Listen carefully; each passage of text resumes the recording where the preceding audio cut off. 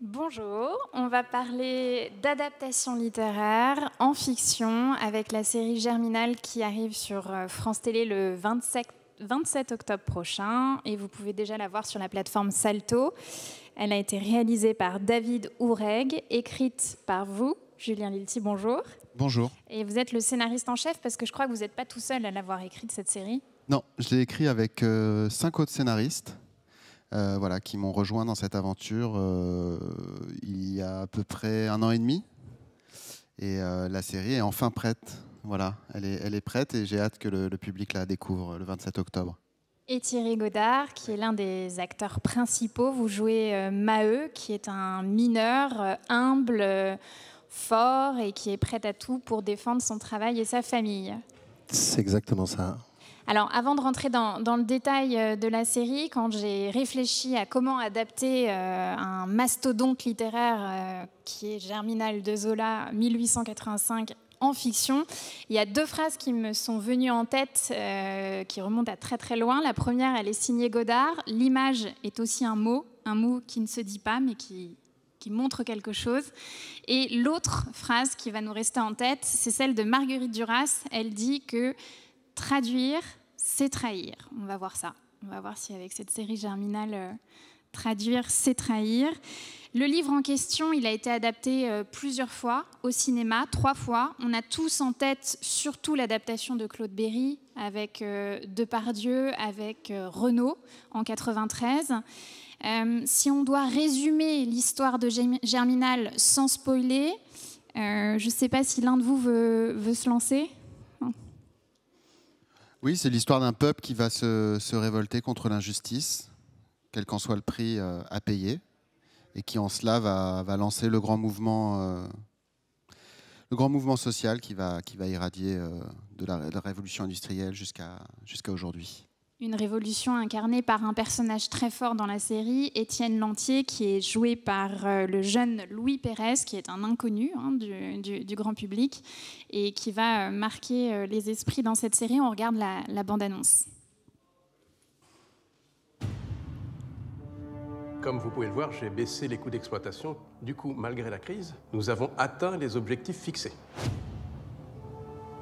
À partir du mois prochain, chaque berline sera payée 2 centimes de moins. Camarades, vos revendications sont justes et la justice ne se demande pas, elle s'impose. Les mineurs sont en route, des centaines de toute la région. Seul un idiot quitte la partie avant d'encaisser ses gains. On n'a pas fait tous ces sacrifices pour rien. On va jusqu'au bout parce qu'on n'a plus rien à perdre. T'as dit que c'était la guerre, tu te rappelles? La voilà la guerre, la voilà. La seule solution pour que les patrons nous respectent, c'est l'union des mineurs. Alors maintenant, vous avez le choix. Soit vous êtes avec nous, soit vous êtes avec les patrons. Mais il n'y a pas d'entre-deux.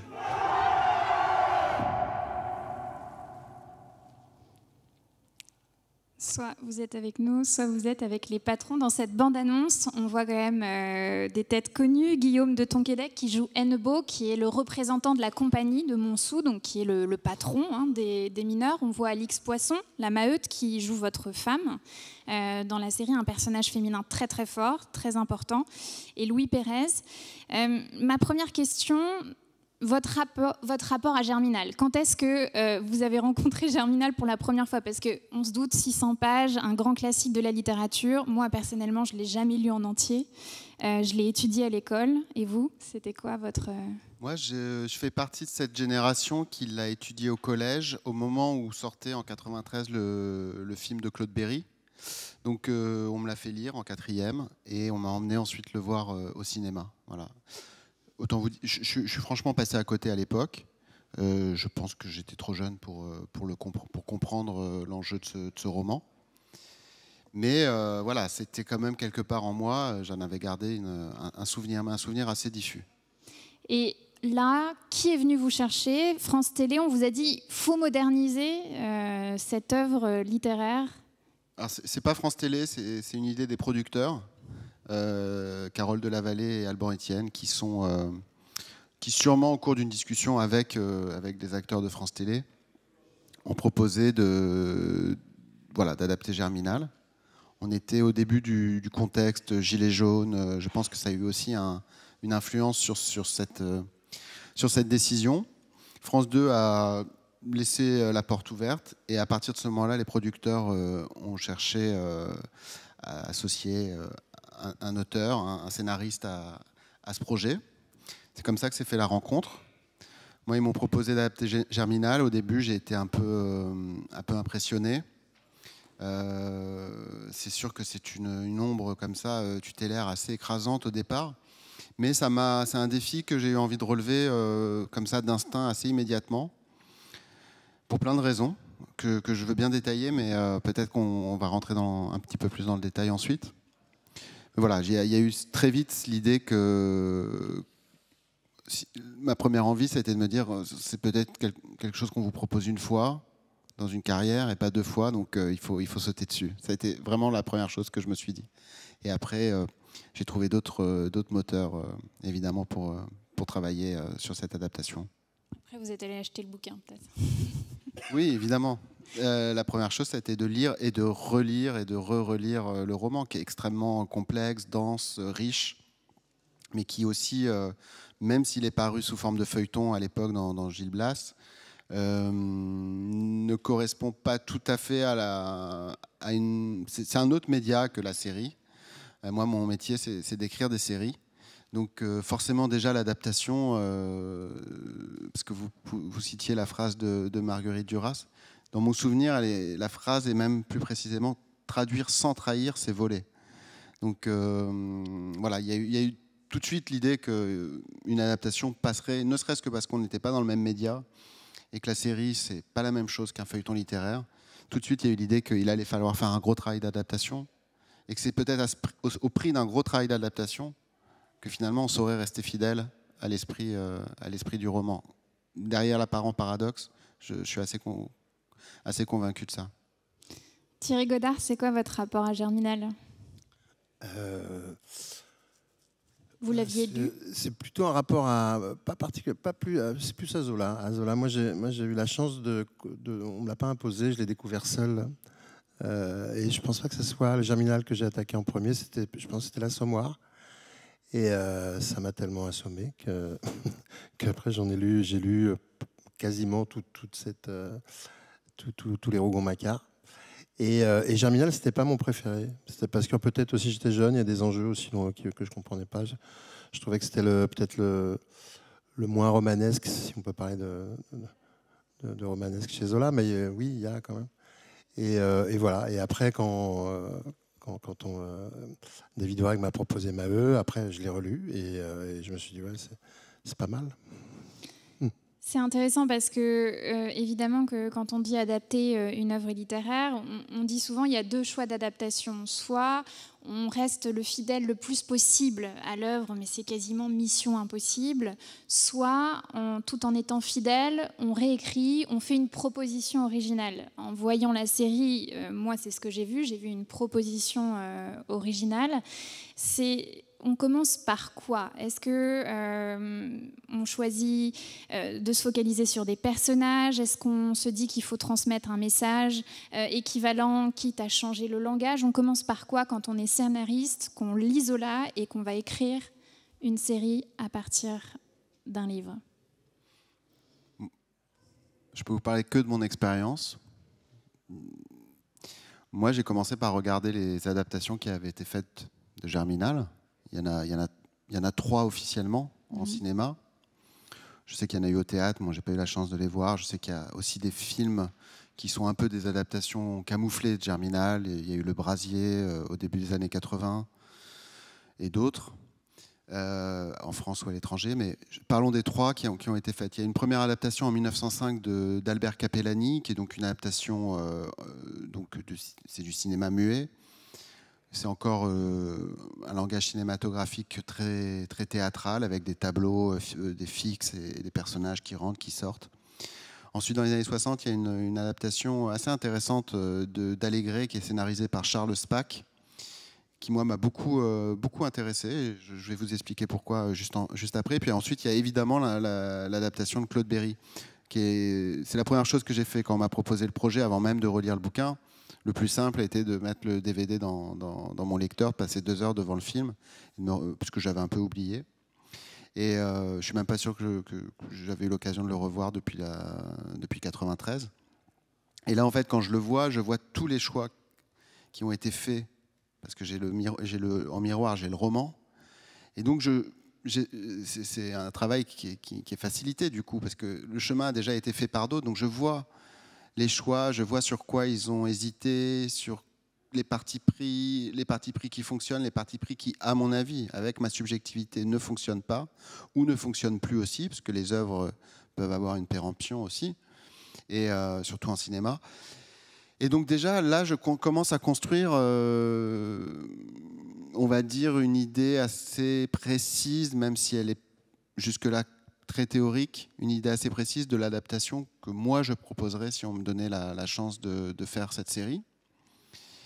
Et par exemple, l'adaptation de Claude Berry est d'une certaine manière très fidèle, plus que la nôtre. Elle respecte, il y a des scènes entières du film qui semblent être une mise en image de chapitres du roman. Les dialogues sont parfois repris à la virgule près du roman. Et pourtant, moi, je trouve que ce que moi, je reçois quand je lis le roman, je ne le reçois pas quand je regarde le film. Donc, je suis obligé de me poser la question. Alors, encore une fois, c'est avec ma subjectivité, mais pourquoi moi, je ne reçois pas Germinal quand je regarde le film? Et par exemple, je suis surpris du choix de confier le rôle d'Étienne Lantier à Renaud. Non pas parce que c'est Renaud, c'est évidemment quelqu'un qui véhicule tout un imaginaire quand il arrive sur l'écran en 93. Mais surtout, il a plus de 40 ans, il a 45 ans, je crois, quand il fait ce film en 93. Et Étienne Lantier a 20 ans dans le roman. Et pour moi, la jeunesse d'Étienne Lantier, le fait que c'est un tout jeune homme qui naît au monde, qui a à gérer des problèmes intimes, parce qu'il découvre l'amour, il découvre le fait de vivre seul. Et il découvre aussi qu'il peut avoir une voix qui porte et avec laquelle il peut emporter, transcender le collectif. Et ce n'est pas la même chose de vivre ça à 20 ans que de le vivre à 45. Donc il y a quelque chose que je ne comprends pas quand je regarde le film, qui pour moi tient juste, par exemple, à cet élément-là. Et c'est un exemple parmi plein d'autres. Un autre exemple sur le langage, c'est vrai que dans notre adaptation, les personnages ne parlent pas tout à fait la langue que Zola avait mis dans la bouche des mineurs.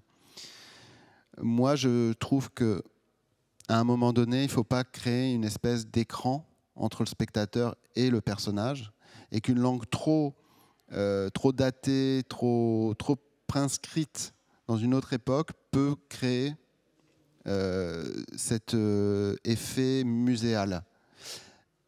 D'autant plus qu'on on a les costumes, donc de toute façon on ne peut pas s'imaginer qu'on est à une autre époque que celle où on est. Et ce qui est amusant, je ne sais pas, mais c'est que finalement la langue que Zola fait parler aux mineurs dans Germinal, le roman, c'est pas la langue que les mineurs parlaient à l'époque où Zola écrit le roman. Déjà, il y a une licence poétique qui est celle de Zola, de leur faire parler une langue qui est compréhensible par le lecteur de l'époque. Donc finalement, je me suis senti, alors peut-être que c'est de l'auto-justification a posteriori, mais je me suis senti autorisé à utiliser la même licence poétique que celle de Zola. Et en ce sens-là, j'ai eu l'impression non pas de le trahir, mais de le traduire, pour revenir à ce qu'on disait tout à l'heure. Thierry Godard disait que Germinal, c'était pas son livre préféré. C'est vrai que si on replace Zola, c'est dans le mouvement des naturalistes. C'est un journaliste à la base. Il va se plonger dans l'univers des mineurs. Il va creuser les histoires. Il va vraiment travailler comme un journaliste. Et l'œuvre est très riche et très précise, très détaillée. C'est vrai que dans la série, il y a une restitution très détaillée également. Mais dans les langages, c'est vrai que moi, j'ai tout de suite tiqué. Je crois qu'à un moment, on parle de de chômage, de retraite, il y a beaucoup de revendications, je crois que le terme mondialisation aussi, enfin, il y a des termes qui nous parlent à nous aujourd'hui. Néanmoins, la lutte, qui est la lutte de l'époque, elle rentre forcément en résonance avec nos luttes actuelles. Vous avez écrit la série au moment de la crise des Gilets jaunes, ensuite il y a eu la crise du Covid, donc on est dans un rapport de force. Donc peut-être qu'utiliser un langage d'aujourd'hui, c'est toucher un public plus large, c'est aussi permettre d'englober le spectateur de maintenant dans une œuvre d'hier. Donc c'est vrai qu'il y a deux partis pris sur la question du langage, c'est intéressant pour ça.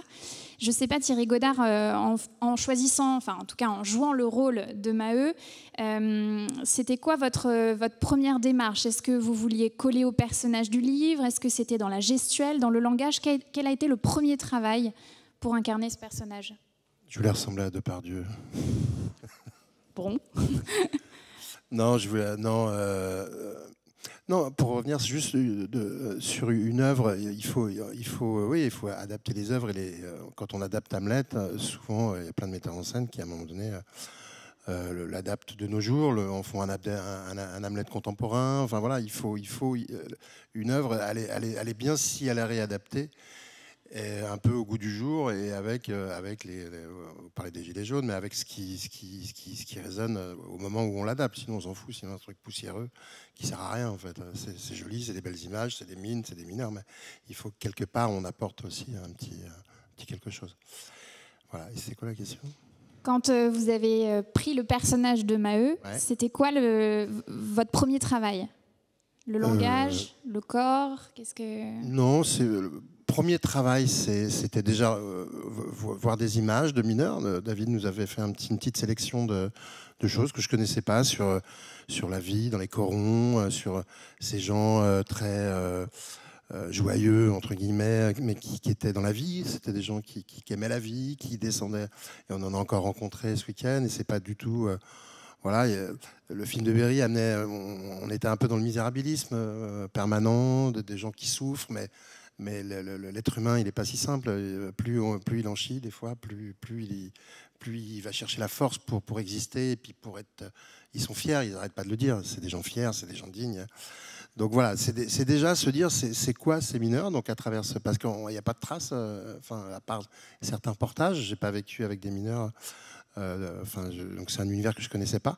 Et après y mettre sa sensibilité, ce qu'on ressent d'un personnage. C'est vrai que j'ai vu aussi, comme Julien, j'ai revu le film de Berry, et puis et Depardieu, je trouve qu'il amène un truc. Je parle de lui, de toute façon, on joue le même personnage, mais il amène quelque chose de magnifique aussi. Il a sa verve, il a son. Mais voilà, c'est pas que je me suis dit je vais faire autre chose, mais en tout cas je vais faire moi avec mes tripes à moi, et simplement ça. Et pour l'apprentissage des dialogues, est-ce que ça a été difficile, ou finalement vous vous êtes accaparé facilement les mots? C'est pas non plus, c'est pas des vers non plus. Hein. C'est voilà. Alors, la question s'est posée de prendre l'accent ch'ti. Ah. Non, c'est pas vrai. Non, mais... personne n'a l'accent du Nord. Non, personne n'a l'accent du Nord. Mais c'est très moderne. Hein. Il y a pas... voilà, c'est compliqué d'adapter une œuvre littéraire comme ça, parce que est-ce qu'on dit tous les mots? Est-ce qu'on dit pas tous les mots? Là, je viens de faire Bovary, Madame Bovary, et le problème se pose à chaque fois. Est-ce qu'on dit vraiment tous les mots? Je ne te. Ou alors est-ce qu'on fait des petites illusions, c'est ouais. Voilà. Ça dépend des acteurs. Il y a des acteurs qui vont être à l'aise avec ça, d'autres pas. Donc voilà, moi en l'occurrence, j'ai eu aucun souci à prendre ce texte qui était très simple en fait, qui avait pas de. Il y a des jolies phrases, et ça c'est bien. On manque de beaux dialogues dans le cinéma français, à la télé. Donc pour une fois, il y a des beaux dialogues. Et voilà. Oui, il y a des chants, il y a des beaux dialogues, il y a des monologues très très forts. Ouais. Le monologue de votre épouse dans la série, quand elle est face aux militaires, c'est la jeune fille à la fleur quasiment. Enfin voilà, elle est avec l'enfant de sa fille, Catherine, et Et elle lance voilà, un appel au secours et elle joue l'émotion, elle joue la sincérité. Et il y a tous les hommes derrière avec ce visage grave, fatigués, épuisés par la grève, affamés. Et puis elle est là face aux militaires pour les faire plier, pour leur dire qu'on est tous ensemble et qu'il faut que ça change. C'est très très fort. C'est un opéra par moment. Hein. Ouais. C'est très collégial. D'ailleurs, la question se pose, quand on adapte un patrimoine littéraire comme Zola, ça passe forcément par le collectif. Enfin, là, vous étiez 6 à écrire, plus vous, mais après, le collectif, c'est tous les gens sur le tournage. Je crois qu'il y a 2500 figurants en tout. C'est le décor, le travail de reconstitution. C'est ça aussi, adapter une œuvre comme celle-ci. C'est la déco. Dès qu'on s'est lancé dans ce projet à l'étape la plus économe en force de travail, qui est le scénario, puisque au départ, j'étais tout seul et puis j'ai été rejoint par d'autres scénaristes, mais c'est la première question que j'ai posée au producteur. Est-ce qu'on va avoir les moyens de faire Germinal ? Ça ne sert à rien de se lancer dans Germinal si on n'a pas les moyens de rendre la dimension spectaculaire du roman, qui est essentielle. Quand on lit le roman, on ne peut pas faire Germinal dans un huis clos. Ce n'est pas juste une lutte d'idées ou une lutte de un rapport de force. Il y a autre chose dans Germinal. Il y a la dimension d'une épopée, d'un peuple qui se lève contre l'injustice. Et puis il y a une dimension encore plus spectaculaire qui est celle de la mine, comme dans un film catastrophe en fait. Cette mine qui pèse, qui respire comme, là je reprends un peu les mots de Zola, mais qui respire comme une bête tapie dans l'ombre. Il faut qu'on puisse rendre ça visuellement, audiovisuellement. Et ça demande des moyens. Je veux dire, voilà, c'est une entreprise qui demande des moyens humains, des moyens financiers. Donc, c'était la première question que j'ai posée au producteur. Est-ce qu'on aura vraiment les moyens de faire cette série dans des standards qui nous laissent une chance de la placer à peu près au même niveau que les grandes séries internationales, les grandes séries d'époque internationales. Comme la réponse a été affirmative, on y est allé et jusqu'au bout, ça a malgré tout été un combat pour défendre l'idée de rendre visuellement toute cette dimension. D'autant plus que nous, on souhaitait convoquer, parce qu'il y a aussi une dimension ludique, on fait du cinéma, on travaille une forme de divertissement, même quand on fait Germinal. Il y avait l'idée de convoquer aussi des genres qui sont là, hein, parce que Germinal, c'est un roman très protéiforme, pas du tout monolithique en fait, contrairement à l'idée, l'équation qui le résumerait à sa dimension politique. Il y a du romanesque, il y a du sentiment, il y a du spectaculaire, il y a des moments de bravoure, il y a même de l'humour, il y a de la satire, il y a énormément de choses dans Germinal. Et nous, on a voulu rajouter quelque chose qui serait presque de l'ordre d'un western dans le nord de la France, j'allais dire d'un western nordique. Et ça aussi, ça demande des moyens, ça demande des chevaux, ça demande des cascades, ça demande des armes. Et voilà, donc on convoque beaucoup de genres dans cette série et on essaye de faire un objet audiovisuel qui peut rivaliser avec les propositions que font les plateformes notamment. Ouais, alors je ne suis pas sûre. J'ai lu plusieurs fois 12 millions d'euros de budget. C'est même pas un épisode de Game of Thrones, mais c'est déjà beaucoup pour une série. Oui, ça place la série dans des standards hauts pour de la fiction d'initiative française hors plateforme. Hors plateforme, je précise. On fait de la télé publique quand on fait Germinal, c'est de la télé gratuite. Le spectateur va pouvoir le regarder gratuitement sur son écran. Et on est obligé pour ça de s'allier avec d'autres chaînes publiques européennes.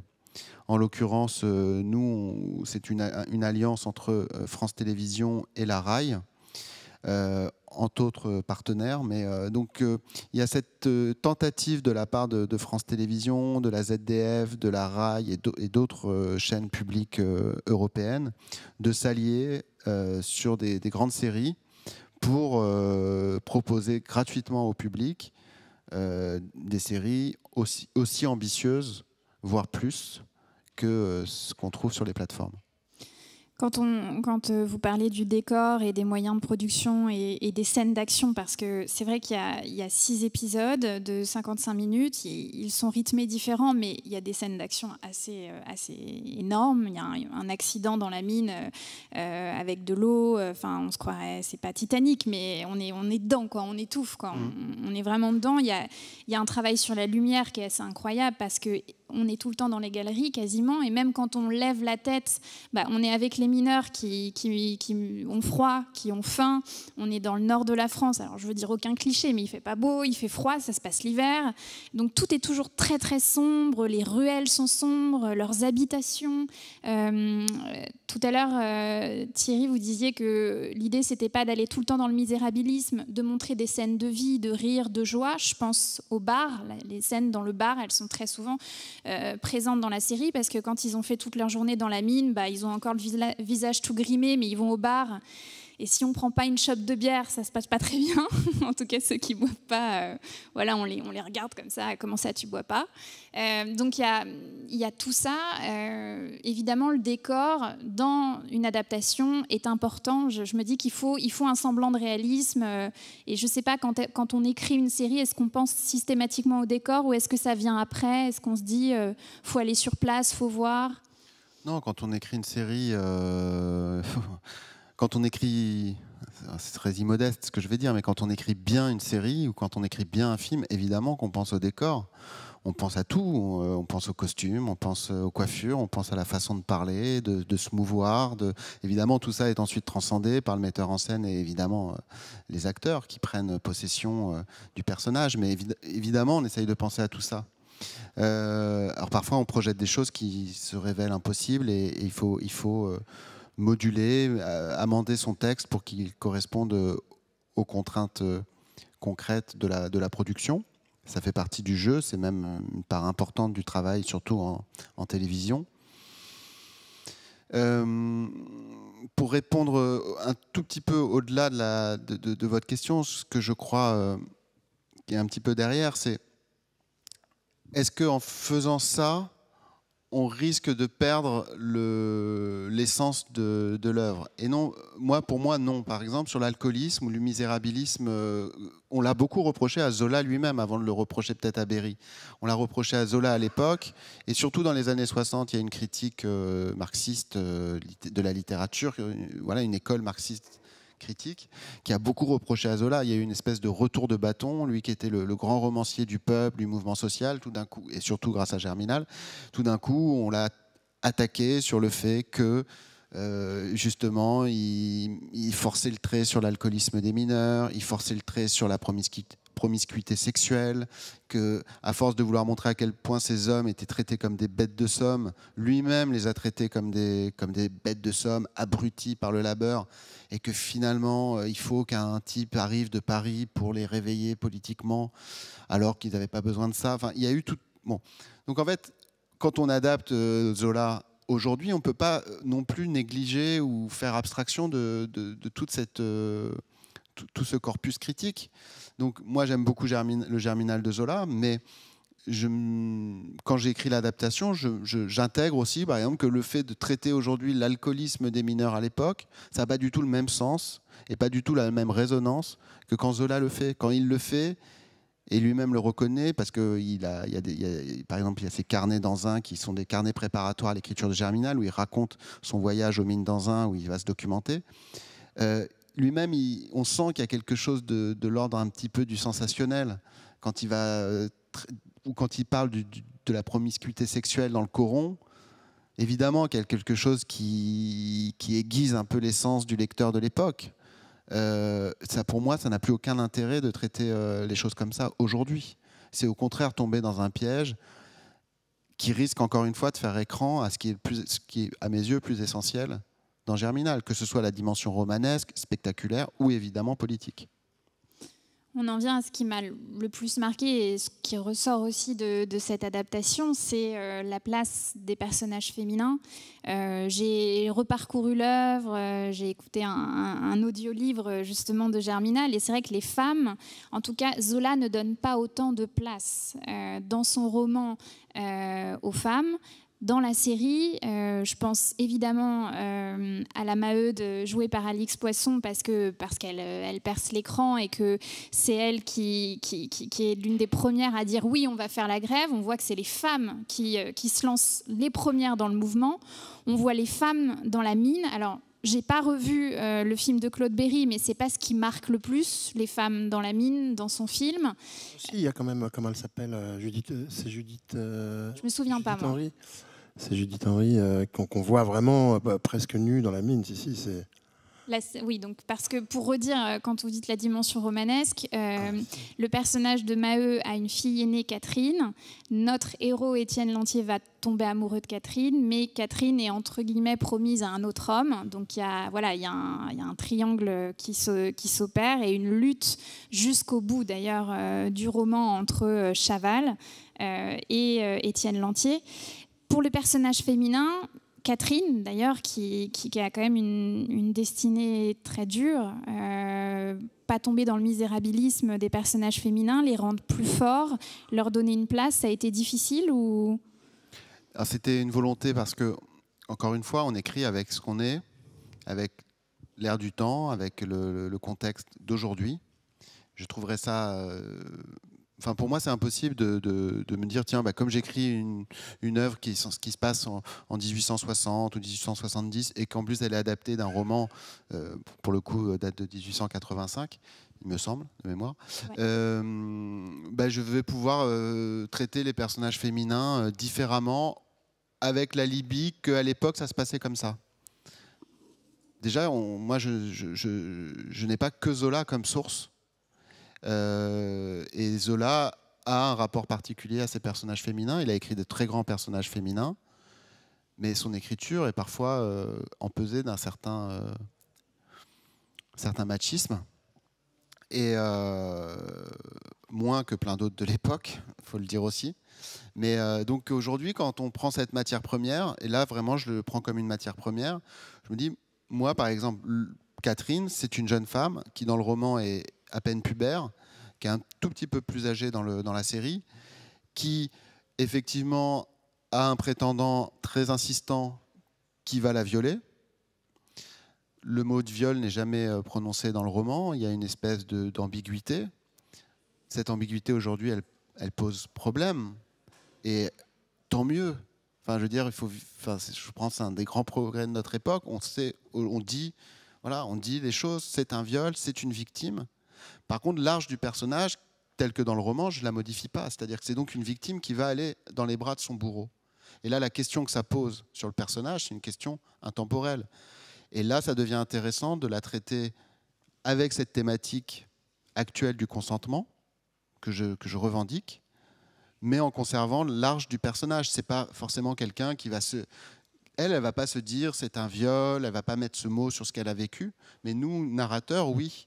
Et donc la question du consentement devient omniprésente dans la lecture du personnage. Et tout d'un coup, on offre une autre lecture du même personnage, ce qui est intéressant, puisque s'il s'agissait de faire exactement le roman à l'image, autant ne pas le faire et lire le roman.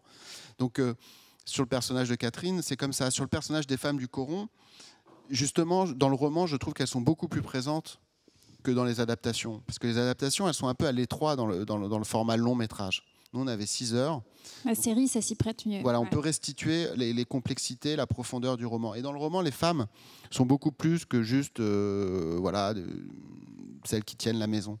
Elles ont un rôle sur la solidarité dans le coron, les informations passent par elles. Et effectivement, il n'est pas question que les hommes prennent une décision aussi lourde que la grève, parce que la grève égale famine dans Germinal. Il y a évidemment pas suffisamment de réserves pour tenir dans le rapport de force. Donc on se prépare à la famine quand on part en grève.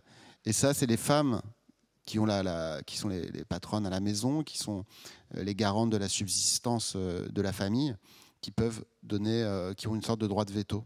Ça me semblait intéressant, pour renforcer effectivement le personnage de la Maheude, de mettre ça bien en évidence, mais c'est déjà, pour moi en tout cas, très clair dans le roman, même si c'est un peu en filigrane. Et puis il y a aussi d'autres personnages féminins qui sont un peu caricaturaux à mon sens dans le roman. Par exemple Madame Hennebeau, qui est un peu la femme légère. d'essayer, tout en conservant son arche. Elle a effectivement cette histoire adultérine avec le neveu de son mari. Bon, donc c'est sûr que ça... je pense qu'en 1885, ça faisait un peu sensation. Mais de s'interroger sur pourquoi cette femme de bourgeois, qu'est-ce qu'elle vit, est-ce qu'elle est amoureuse, est-ce qu'elle cherche le frisson, voilà, de se poser des questions vraies sur le personnage et puis d'y répondre. Et en faisant une réponse, finalement, on trahit peut-être, mais en tout cas on adapte Germinal de façon moderne, entre guillemets. Ouais, moi, j'adore la Mouquette dans la série. Enfin, voilà, c'est un personnage très fort. Je vous laisserai le découvrir. C'est un personnage libre, très très libre, et qui va revendiquer cette liberté tout en étant très solidaire des femmes, parce que c'est vrai qu'elles sont solidaires entre elles. Pardon, Pauline, de vous couper, mais pour moi, c'est déjà comme ça dans le roman. C'est pour ça que quand vous me demandiez au tout début quel était le cahier des charges, c'est vrai qu'on m'a dit est-ce que tu peux moderniser Germinal, mais une fois que je l'ai relu et re-relu, la réponse que j'ai donnée, c'est mais la modernité, elle est dans le roman. Il faut l'éclairer d'une certaine manière pour que ça soit évident, mais la modernité est dans le roman, bien plus quelque part que dans les adaptations qui ont été faites au fur et à mesure des époques, qui sont plus ancrées dans l'ère, dans le moment où elles ont été faites. Et d'où la péremption, et sûrement la péremption aussi de cette série. C'est pour ça que dans 25 ans, il y aura peut-être une nouvelle adaptation de Germinal qui correspondra mieux au thème de l'époque. C'est une bonne fin. Je voulais juste, Thierry Godard, un petit lexique de survie à la série. Coup de grisou, c'est quoi ? Un coup de grisou, c'est quand il y a une explosion au fond de la mine. C'est quand le feu surgit comme ça. Alors je ne sais pas exactement le phénomène physique, chimique, mais voilà. C'est un gaz, le grisou ? C'est un gaz, ouais, c'est ça. C'est une poche de gaz qui se perce et qui s'enflamme au contact de l'air. C'est proche du méthane, en fait. Ouais. C'est ce qui revient, c'est un mot qui revient très souvent dans la série. La grande hantise des mineurs, le coup de grisou. Ouais. Merci beaucoup. Et puis il n'y a plus qu'à regarder le 27 octobre sur France Télévisions et sur Salto. Merci. Merci.